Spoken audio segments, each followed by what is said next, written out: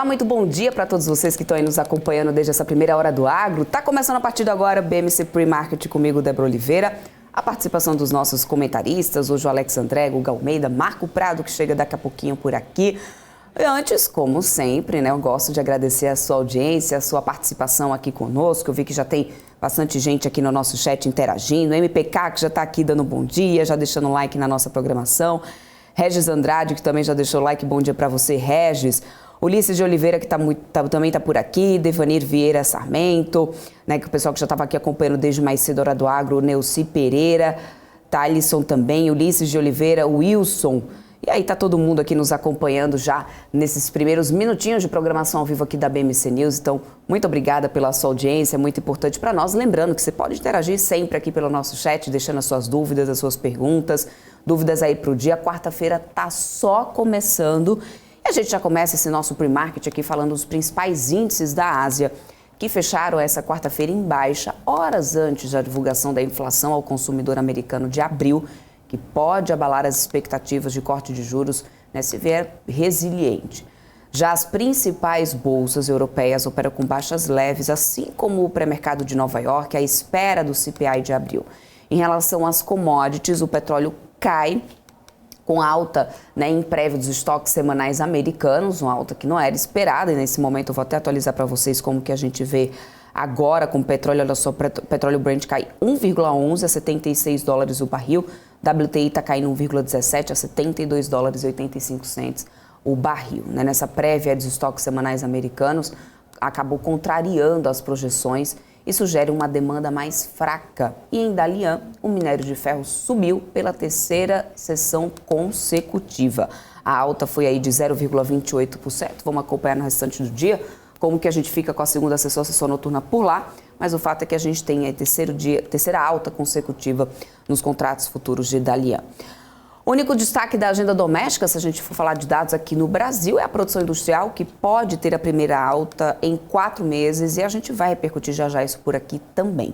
Enquanto isso, na temporada de balanço, segue a todo vapor aí com uma previsão de uma enxurrada de dados nessa quarta, após o fechamento do mercado. As companhias Copel, PetroRecôncavo, Enalta, Marisa e Qualicorp divulgarão seus números referentes ao primeiro trimestre de 2023.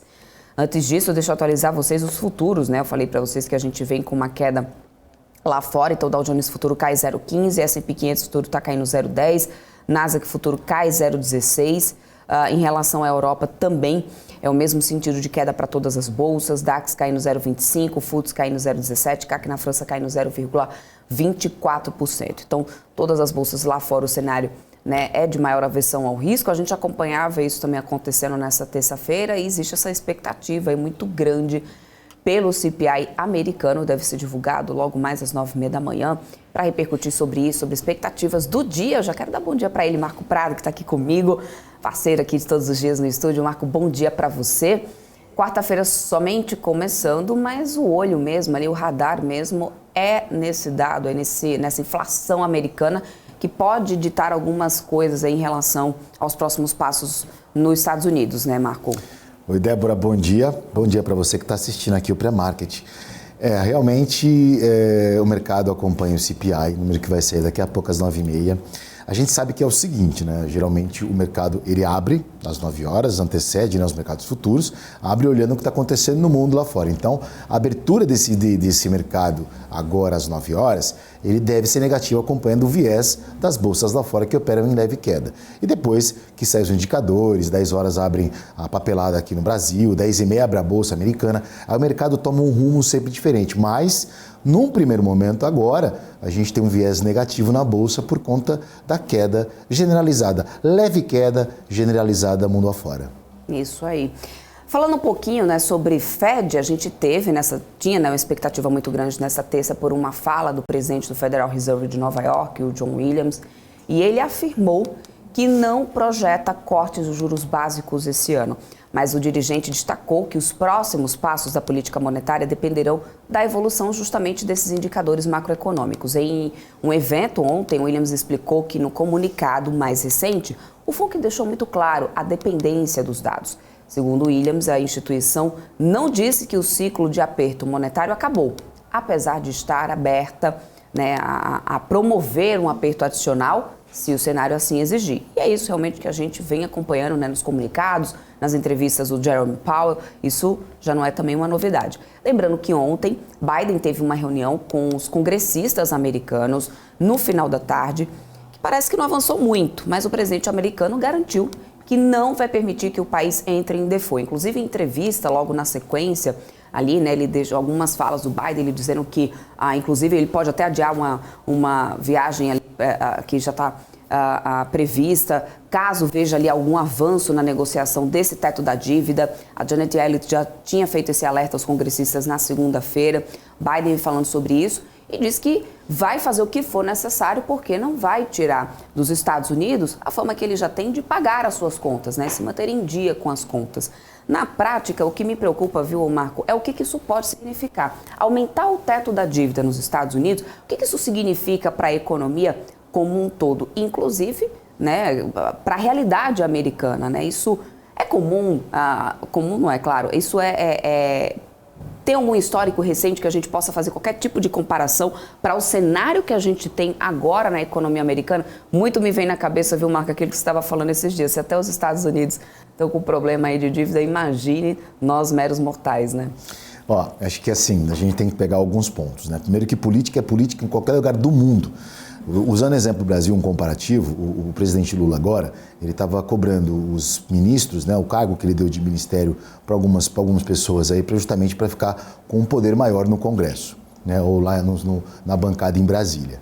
E lá nos Estados Unidos, como tem dois partidos, os republicanos e os democratas apenas, né, existem alguns cargos que o presidente Biden distribui, né, para tentar ficar também com uma maior de votos, enfim, para poder passar todas as pautas necessárias que ele considera importante, né, para que possa ter uns 4 anos, geralmente esse é o ponto assim, de quem está liderando um país.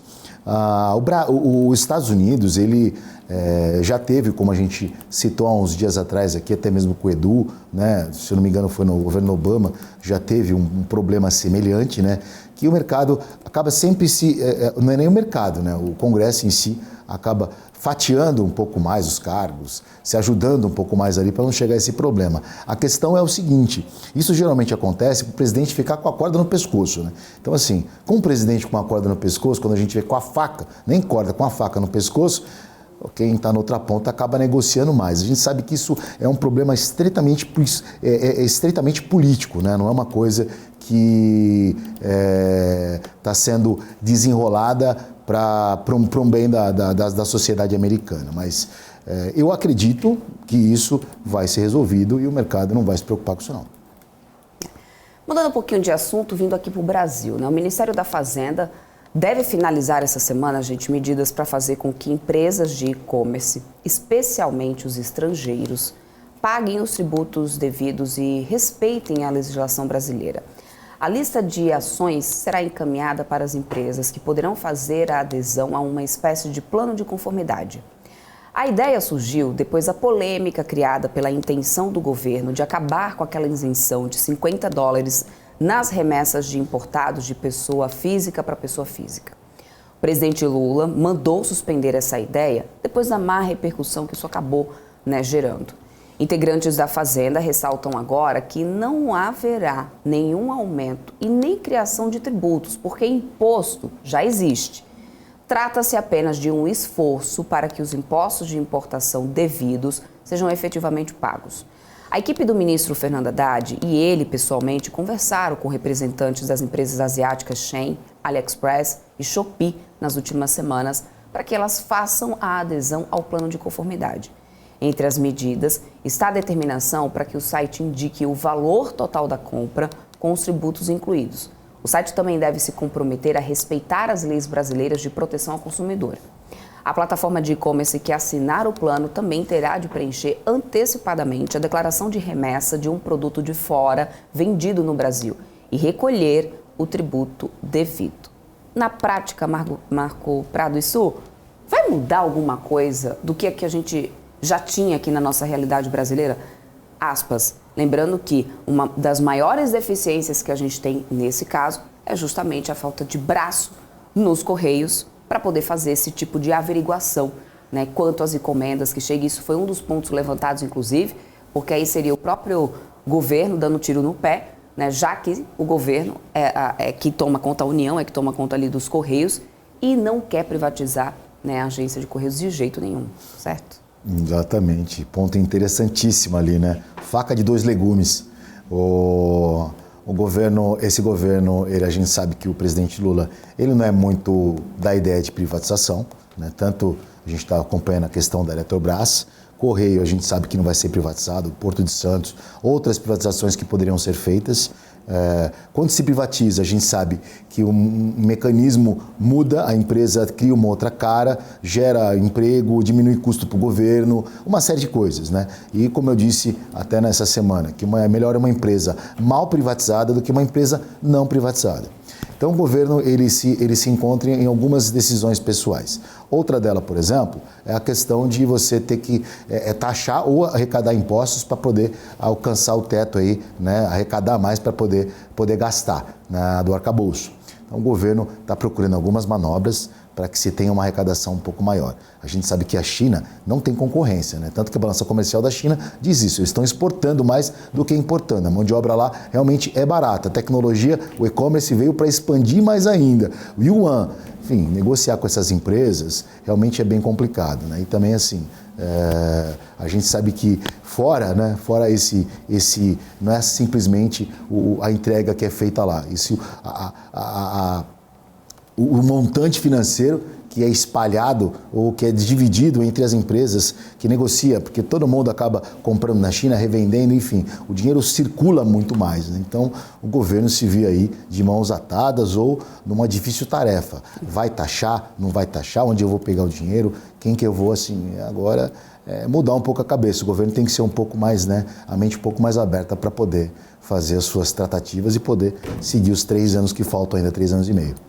Agora, um outro ponto, né, que a gente não pode também deixar de falar, eu acho que nessa questão, é que o governo vinha repercutindo muito, vinha usando como critério, na verdade, o incentivo ao setor de varejo, às empresas varejistas brasileiras, quanto se aumenta ali, quando eles conseguissem fazer essa taxação, justamente porque os e-commerces internacionais estariam deixando em desvantagem ali as empresas brasileiras, né? O setor de varejo ali que realmente apoiou bastante o atual presidente, isso estaria acontecendo ali uma cobrança por parte do setor.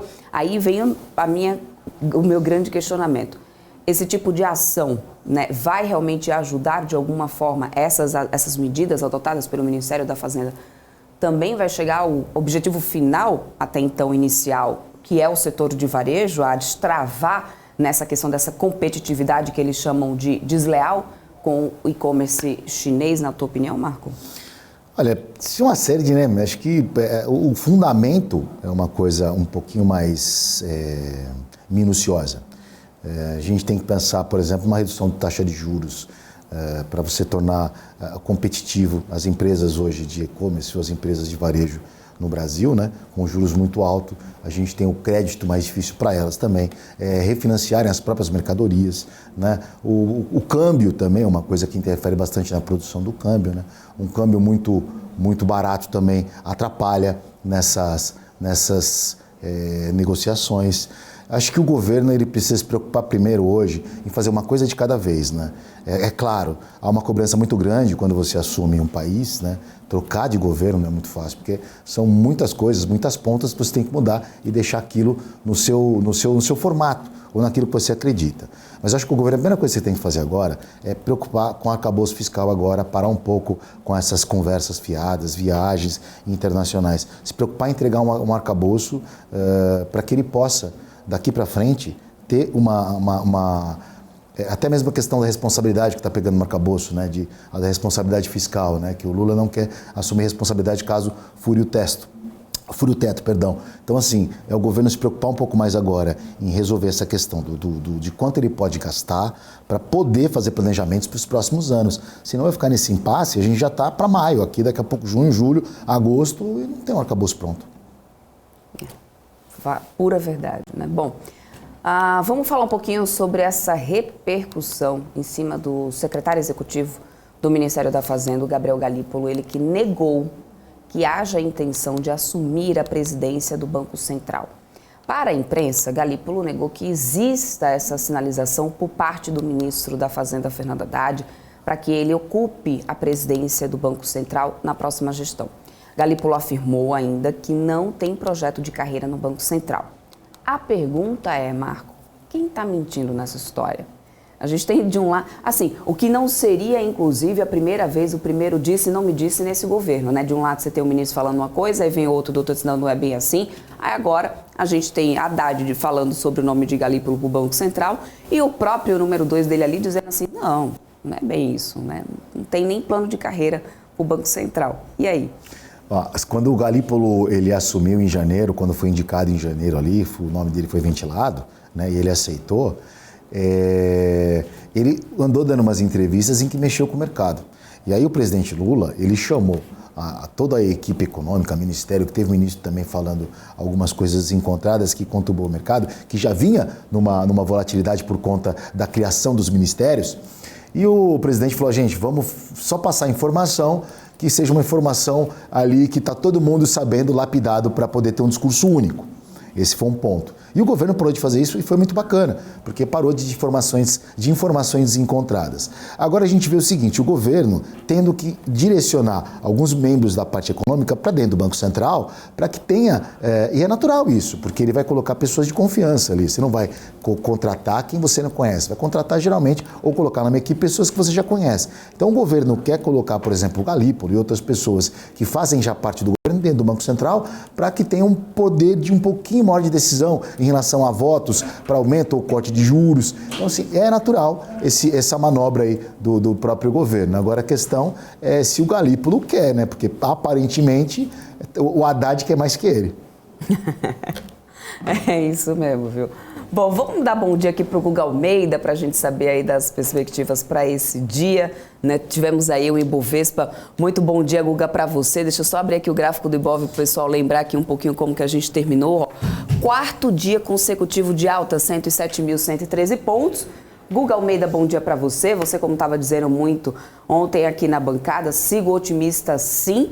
E tá aí o Ibovespa assinando o seu otimismo, hein? Quarto dia consecutivo de alta. Bom dia, Guga.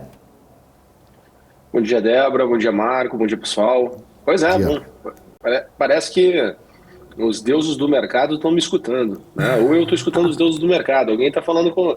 Estamos conversando. Escuta os deuses da Mega Sena também pra gente, faça os números. Esses não dão... Esses eles não... Eu já tentei algumas vezes, não deu certo. Não deu certo, eles não gostam do meu perfil. Né? Eles disseram que eu sou muito ansioso, não mereço... Sério que eu sou muito ansioso, que eu não mereço ganhar, né? Meu caminho para o céu iria ser encurtado. Então, por isso que eu não consigo, não quero falar comigo. Entendi. Mas enfim, né? Mercado... Vamos falar de Ibovespa. Acho que o ponto é mercado mega precificado há muito tempo, mercado vazio, poucos participantes, o que também dificulta nos momentos de pessimismo o mercado corrigir. E acaba que a parte negativa das histórias, a gente está com as narrativas muito prontas na ponta da língua. Então todo mundo já sabe o que está acontecendo de ruim.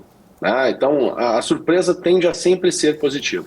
Acabava que ontem, o meu número, até tava, depois a gente ficou junto, batendo papo, Boixá, o Guga e o Marco. Né? E o meu número para ontem, ali depois que o mercado foi se atualizando, foi melhorando, né?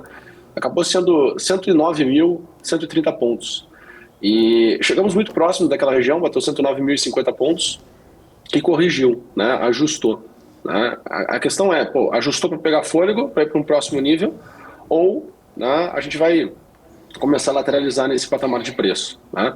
Eu acho que não, tá? Eu acho que a gente tem espaço para continuar o movimento de alta. Lá fora, nesse momento, está praticamente no 0 a 0, uma leve queda, né? S&P 500 caindo 0,13, o Dow Jones caindo 0,18 e o Nasdaq no 0 a 0 subindo 0,01.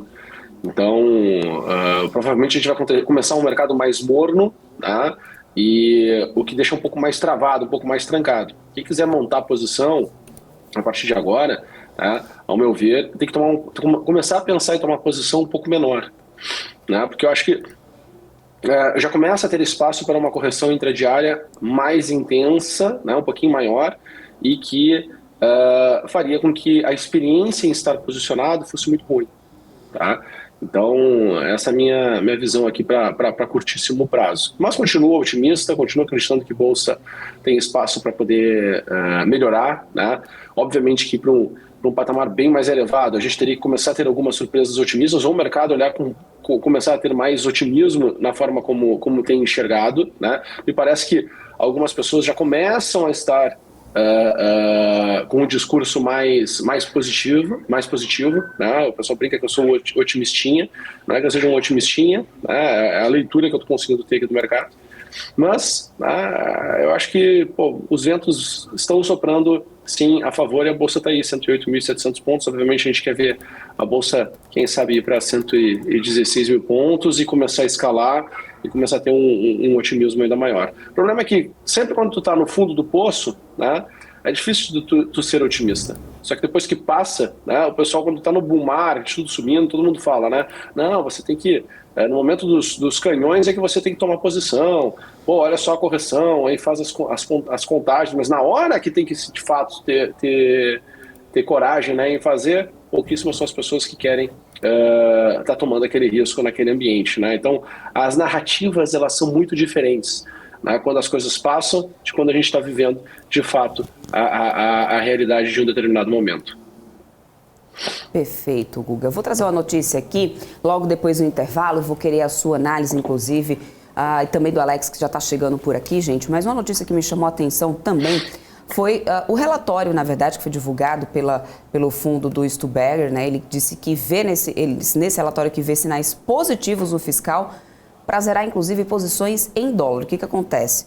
Na opinião dele, a vitória do governo no Supremo Tribunal Federal na questão dos benefícios do ICMS, além da maior probabilidade de que as metas fiscais 2023 e 2024 sejam cumpridas, tem dado sinais positivos em relação às receitas fiscais. É o que avalia, então, a Verde Asset, que é a gestora do Luz Stuberger. Ele disse numa carta enviada aos cotistas, referente ao desempenho de abril dos fundos multimercados, que a Asset destaca alguns avanços no âmbito fiscal doméstico que levaram à mudança do portfólio. O time chama atenção ainda para o Congresso, que se coloca como contraponto importante em algumas decisões do governo, como no caso do saneamento e mesmo no arcabouço fiscal, onde os sinais apontam para melhoras no projeto, segundo o relatório. O relatório diz o seguinte, olha, embora o prêmio de risco nos mercados tenha se mantido estável em grande medida em abril, vemos esses fatores como viés positivo. Tal cenário acabou contribuindo para que a casa zerasse posições compradas, né, em dólar contra o real. O fundo também reduziu marginalmente suas posições na Bolsa Brasileira e voltou a ter exposição comprada na Bolsa Global. Para maio, o multimercado verde FICFIN, né, segue com posição comprada em inflação implícita no Brasil e tomada em juros na parte curta da curva. Com relação às commodities, a posição em ouro foi mantida, enquanto a fatia em petróleo foi retomada em pequena proporção. Bom, eu vou querer repercutir isso com os nossos comentaristas. Alex André está chegando daqui a pouquinho por aqui. Será que essa é a melhor atitude a tomar nesse momento? Ele zerar posições em dólar diante de sinais ali que pelo Fundo Verde foram interpretados como positivos, né, num cenário fiscal aqui no Brasil. A gente vai repercutir isso, mas antes deixa eu já atualizar para vocês o que a gente tem aqui em relação aos índices futuros. Eu comecei aqui essa edição falando sobre a queda que a gente tem por lá e continua assim. Dow Jones Futuro caindo 0,16%, S&P 500 Futuro caindo 0,09%, Nasdaq Futuro caindo 0,14%. No cenário das commodities, a queda desacelerou um pouco para o Brent, mas permanece. 0,83% de queda para o petróleo Brent a $76,80. WTI cai 0,88 a $73,06. Em relação à Europa, a queda é de DAX na Alemanha 0,27%, CAC na França 0,25%. E aí a gente tem FTSE no Reino Unido numa queda agora de 0,13%. Tudo isso, claro, é importante lembrar que existe a expectativa aí pelos dados da inflação americana, que vai ser divulgado logo mais, né, serão divulgados logo mais às 9h30 da manhã e a gente vai repercutir e atualizar vocês em primeira mão sobre isso. No minério de ferro, como eu falei, a gente teve ali uma terceira alta consecutiva na cotação lá nos contratos futuros de Dalian. E aqui no Brasil, daqui a pouquinho a gente tem a operação dos índices futuros, lembrando que a gente teve liderando altas ontem no índice Bovespa, só para lembrar para vocês o cenário como que a gente ficou ontem, né, para analisar aqui a abertura daqui a pouquinho. Natura fechou o dia com 15% de alta, né, a gente teve resultado ali da companhia, puxou ali os outros papéis varejo, Magazine Luiza com alta de 6,98%, Via 5% de alta, Lojas Renner 4,17% de alta, e Dux, que tinha ali resultado para ser divulgado, a gente pode falar mais sobre isso logo depois do intervalo com o Alex André. Queda, fechou em queda ontem, na expectativa para esse resultado que foi divulgado no fechamento do mercado. TIM também fechou em queda ontem, assim como a gente teve alguns bancões como o Bradesco. Braskem fechou em alta de 3,87%. Daqui a pouquinho eu vou trazer notícia para vocês depois do intervalo sobre Braskem. Finalmente confirmada pelo lado da Novonô e pelo lado da Braskem, uma oferta recebida e que está agora em análise em relação a Braskem. Braskem que fechou o dia em alta 3,87%. Pode abrir então em uma nova disparada, a gente vai acompanhar o comportamento do mercado. Esse foi o fechamento de ontem, daqui a pouquinho a gente traz a operação do índice futuro para vocês. Eu vou para um rápido intervalo comercial, lembrando que você pode deixar o like aqui na nossa programação, se inscrever no nosso canal, compartilhar também a nossa programação ao vivo para ficar por dentro de todos os programas da casa. Eu vou seguindo por aqui, de olho aqui no mercado para trazer, né, nesse pre-market aqui tudo que você precisa saber na hora de investir. Então não sai daí que a gente volta já.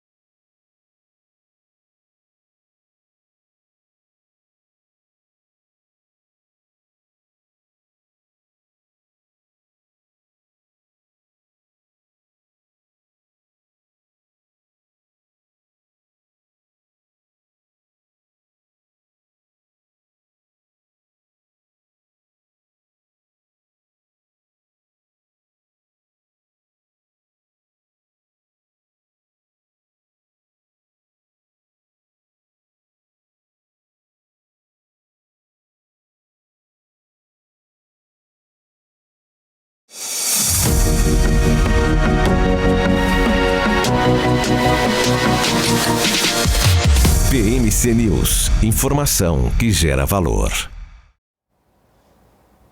Estamos de volta, vamos lá antes do intervalo sair aqui, né, comentando com vocês em relação a esse novo posicionamento, essa carta aí para os investidores do Fundo Verde, sobre esse posicionamento um pouco mais conservador. Quero trazer aqui já todos os meus parceiros na tela, inclusive Alex André, que está chegando aqui na programação. Primeiro, começando pelo Marco Prado. Marco, o que você achou dessa posição mais conservadora, se a gente pode dizer, do fundo? O Stuberg, ele tinha que receber um busto, ele tirar aquela baleia da Faria Lima e colocar, porque o Stuberg é um ícone do mercado financeiro, né? A gente sabe que está passando uma fase, o Fundo Verde é de reestruturação, mas a alocação que ele teve aí, uma alocação completamente conservadora. Acho que ele talvez tenha aprendido uma lição só, que gestor de fundo não pode ter viés político. Foi ele ter tomado dores contra o Bolsonaro nos últimos anos ali, que muitas pessoas que eram a favor do próprio ex-presidente Bolsonaro tiraram todos os aportes ali do Fundo Verde, e a gente viu ali de 50 bi aí tá para 29 bi. É bastante dinheiro, mas é um pouco aí, né? Bastante comprometedor aí toda essa estrutura. Então, assim, gestor não pode ter viés político, só faz a manobra e toca o barco.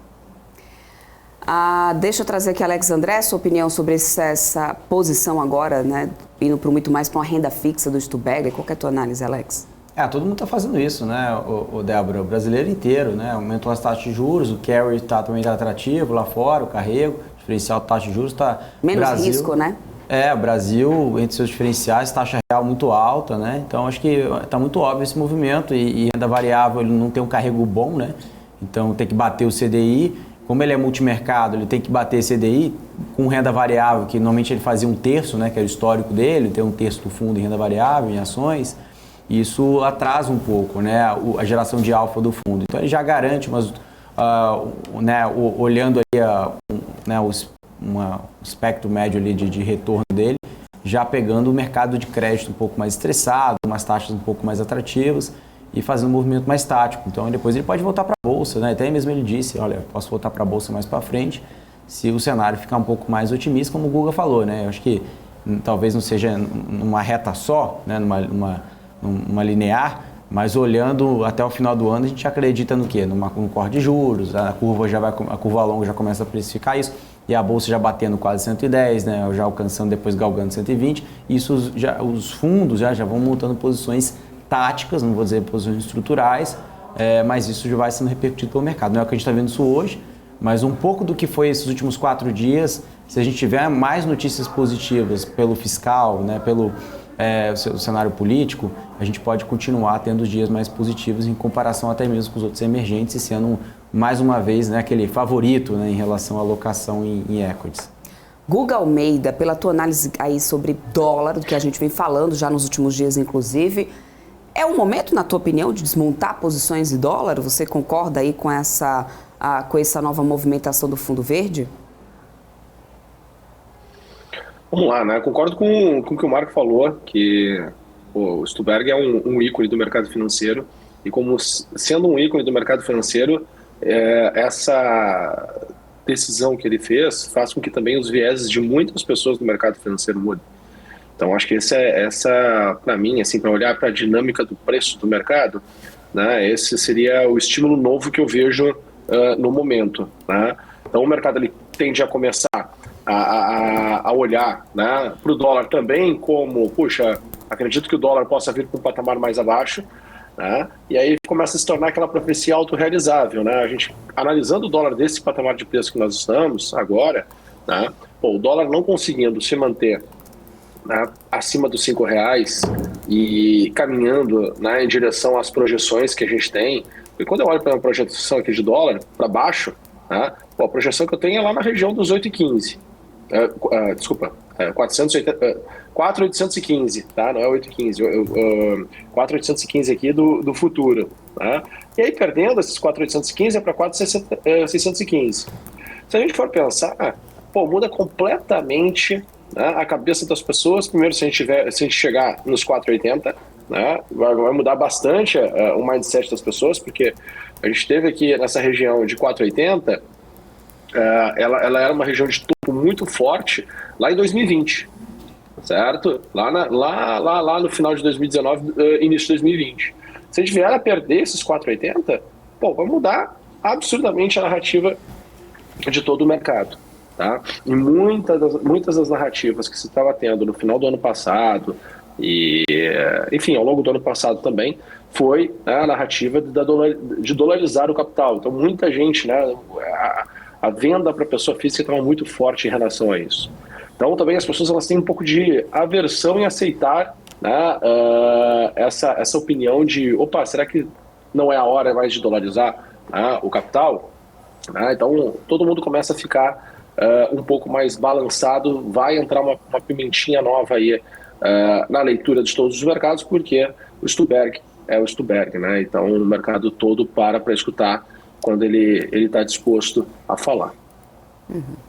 Bom, mudando de assunto, vamos falar um pouco sobre Braskem. A Braskem informou ao mercado nessa quarta-feira que recebeu informações da Novonor, acionista controlador da companhia, confirmando o recebimento de uma oferta não vinculante da Apollo e da ADNOC, segundo o fato relevante. A Braskem também confirmou que a oferta estabelece o preço de R$ 47,00 por ação.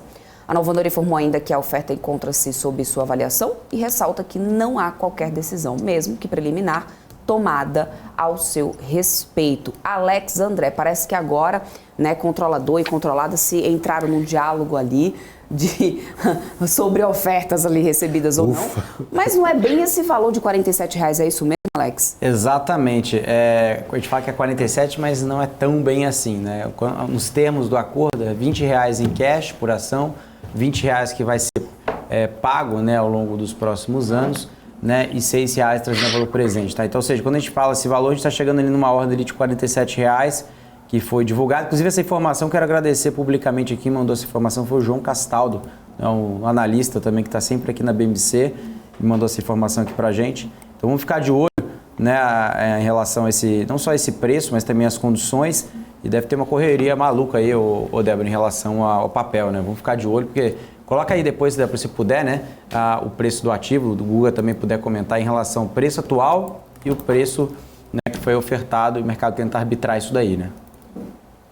Preço atual, BRKM5. R$ 26,28 é o que a gente tem. 26,28 para até 47, Guga Almeida. Você está com o Braskem aí na sua tela? Vamos lá, vamos trabalhar aqui, vamos olhar Braskem. A gente até mostrou também já aqui um pouco, porque vinha esse disse e não me disse, né, da controlada pelo controlador, enfim. O que a gente tem aí, que a gente teve... Qual é o valor? Agora aqui está 26,28, né, no fechamento dessa... 47. E o valor que eles puseram ali por ação de R$ 47,00. Belo trade, hein? Belo trade, belo trade. Bom, a projeção que eu consigo enxergar aqui, né, no melhor dos melhores dos mundos, seria ir lá para a região de 49, BRKM5, né?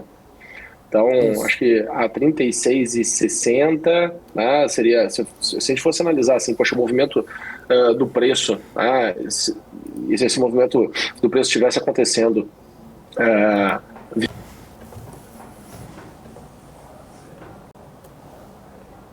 eu acho que eu tô sem o seu áudio, Dá uma conferida aí no seu áudio, que parou aí do nada. Eu tô tendo um retorno, inclusive, aqui falando com você. Vou pedir pro pessoal dar uma olhada aí enquanto a gente verifica aí o seu áudio. Enquanto isso, deixa eu já trazer aqui os comentários sobre a produção industrial, que já foi divulgada, né? Isso mesmo, Marco Prado? Vamos atualizar aqui pro pessoal, enquanto eu tô trazendo também aqui o índice futuro do Ibovespa, que tá já começando a operação, né?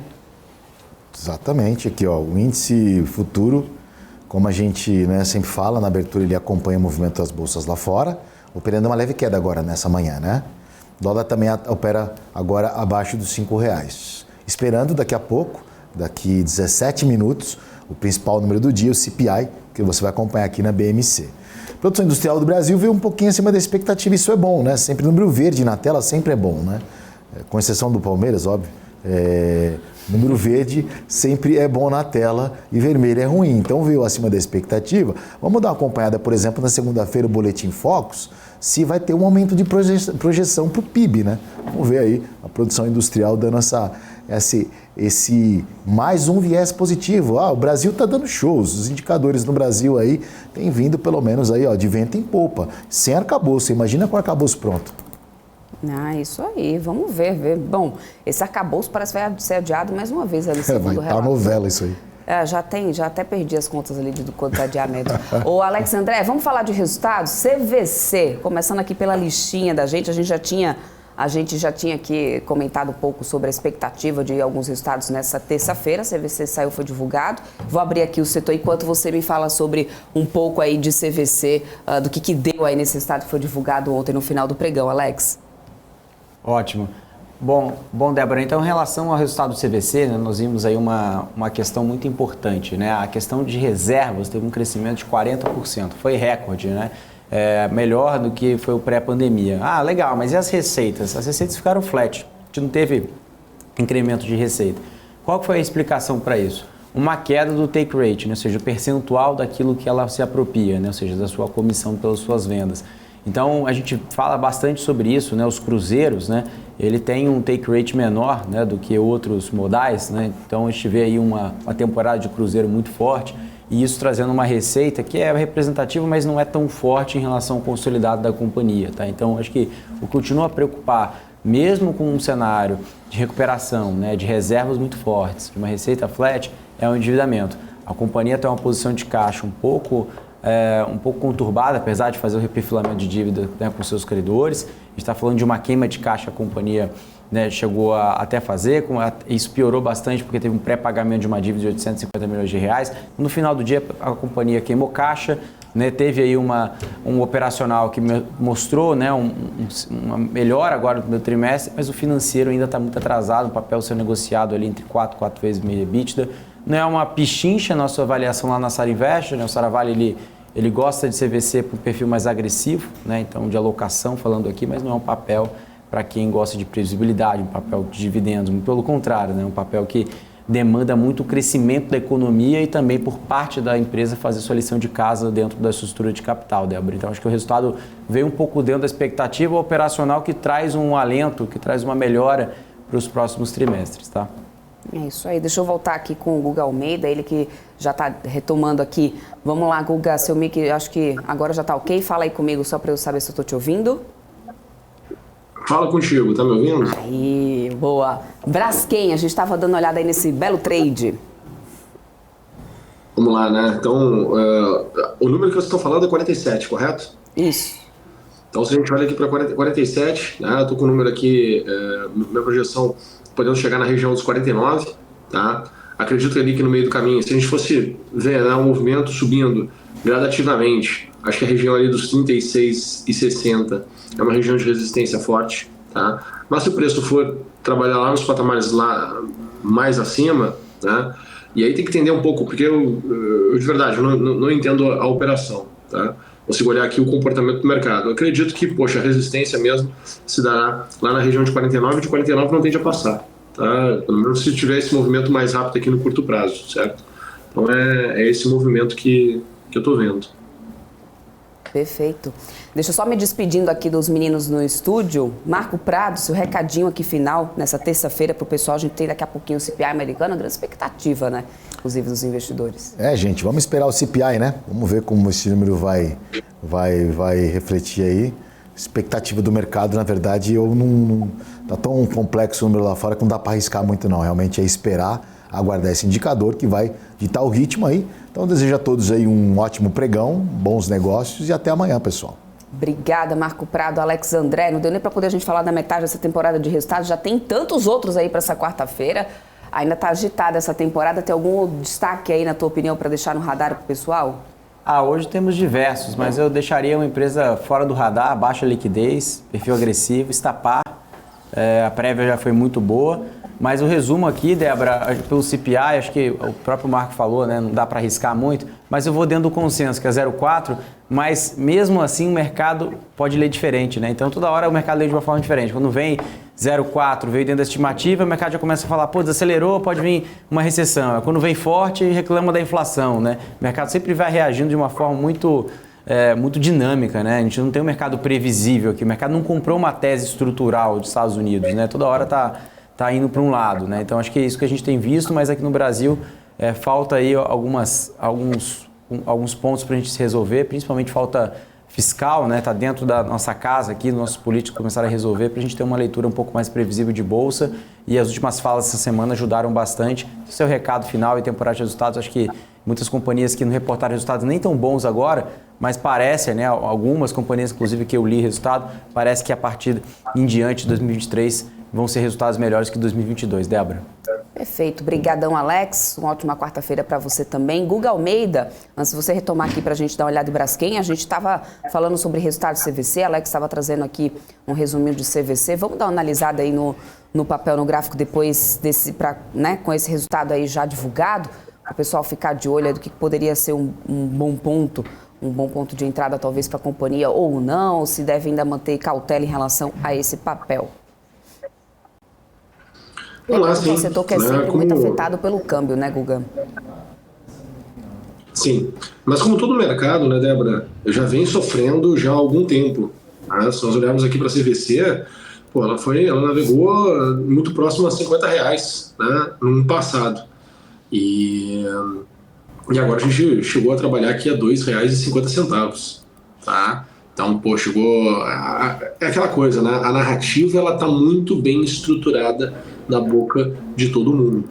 Tá? Então, o pessoal precisa conseguir enxergar o copo meio cheio. Né? Porque se continuar enxergando o copo meio vazio, depois de o mercado ter corrigido tanto tempo, vai depois ficar frustrado. Né? Vai ficar muito frustrado. E é o que costuma acontecer. Pô, me lembro em 2009, o pessoal ficou frustrado, né? Me lembro em 2016, o pessoal ficou muito frustrado. Ao longo do caminho também, entre um período e o outro, né? Tivemos várias altas de 30%, mais de 20%, entre 20% e 30%, né, do nosso mercado.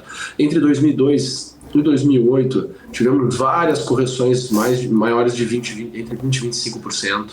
Né? Então, assim, o mercado ele tem uma dinâmica, como o Alex André falou agora, né? O mercado ele tem uma dinâmica, às vezes vem em linha e vem ruim, né? Vem em linha e vem bom, né? Surpreende, mas é ruim, surpreende, mas é bom.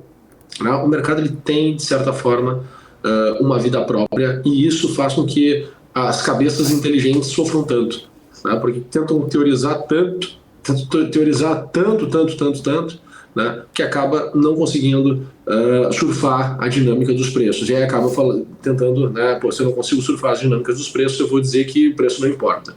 Né, e aí acaba criando uma outra narrativa, um outro jeito, né, de se expor para o mercado. Certo? Mas para mim, o que importa é o preço.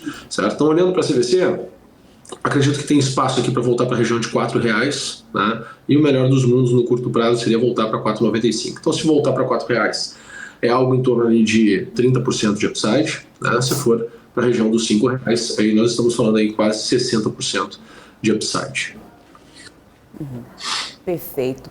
Guga, suas considerações finais para o pessoal aqui nessa quarta-feira, semana aí de dados importantes em relação à inflação, Estados Unidos daqui a pouquinho sendo divulgado, qual que é o teu recado final para o pessoal? Olha, Estados Unidos de fato tem espaço para correção, tá? Eu acho que a gente está com dinâmicas de mercados diferentes, olhando para a bolsa brasileira e para a bolsa americana.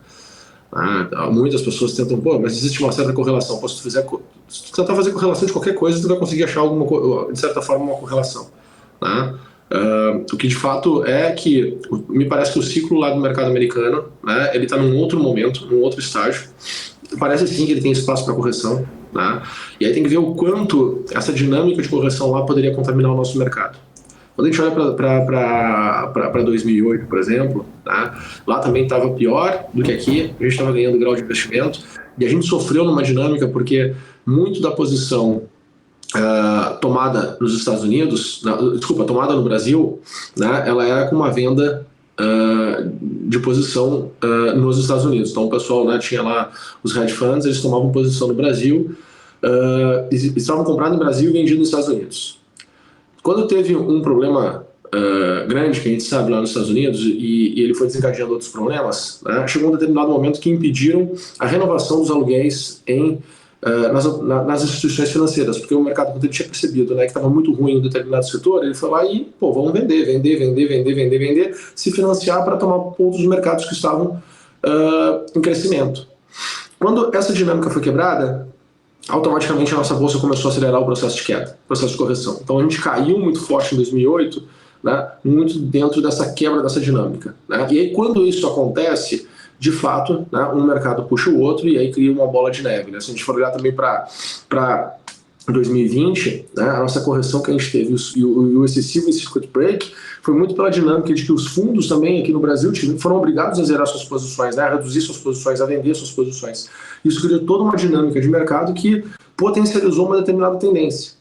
Então, somente se isso acontecer que eu vejo que a gente teria espaço para, quem sabe, a nossa bolsa ir lá buscar a região dos 90 mil pontos. Né? Caso contrário, a gente vai ficar aqui, ó, trancado, querendo melhorar. Trancado, querendo melhorar. Porque a gente começou o processo de correção já há mais tempo, nós começamos na metade de 2020, na metade de 2021 aqui no Brasil, e, né, a gente está mais tempo aqui nessa fase de correção, então a gente está muito mais pronto para começar a melhorar. Né? Eu vejo que o nosso preço aqui, a nossa bolsa brasileira está mais pronta para começar a melhorar. Precisa de algumas evidências? Né? Sim, mas eu acho que, poxa, o quanto ela tende a oscilar negativamente nesse patamar de preço versus o quanto pode subir, começando a aparecer algumas surpresas positivas, eu acho que a gente tem aí uma assimetria interessante para surfar. Obviamente que cada um tem que ter sua estratégia, tem que ter o seu trigger, né, para tomar posição, mas aí vai de cada um, né, a função do investidor, né, na hora de tomar suas decisões, criar, né, os seus critérios para poder comprar ou para poder vender. Perfeito, Guga Almeida. Obrigada mesmo pela tua participação aqui conosco. Conto com você amanhã. Ótima quarta-feira para você. Obrigada. Obrigado, Débora. Obrigado, pessoal. Um abraço. Tchau, tchau. E é isso aí, vamos seguindo por aqui. Olha, antes da divulgação do CPI americano, bolsas americanas em queda, Dow Jones Futuro caindo 0,14, S&P 500 Futuro 0,08, Nasdaq Futuro caindo agora 0,11. Eu vou ficando por aqui, me despeço por aqui, mas às 10 horas da manhã eu estou de volta com a abertura do mercado. Você continua na nossa programação com a Paula Moraes e Felipe Nascimento, chegando aí com o BMC News, também com dados aí importantes, divulgação em primeira mão para todos vocês. Lembrando que aqui no Brasil a gente continua operando em queda, 0,47% de queda no índice futuro do Bovespa, na expectativa por esse CPI americano. Então daqui a pouquinho eu tô de volta com a abertura do mercado em tempo real aqui para vocês. Até já, pessoal. Ó, de olho, hein? Deixa o like aqui na nossa programação. Não esquece. Tchau, tchau.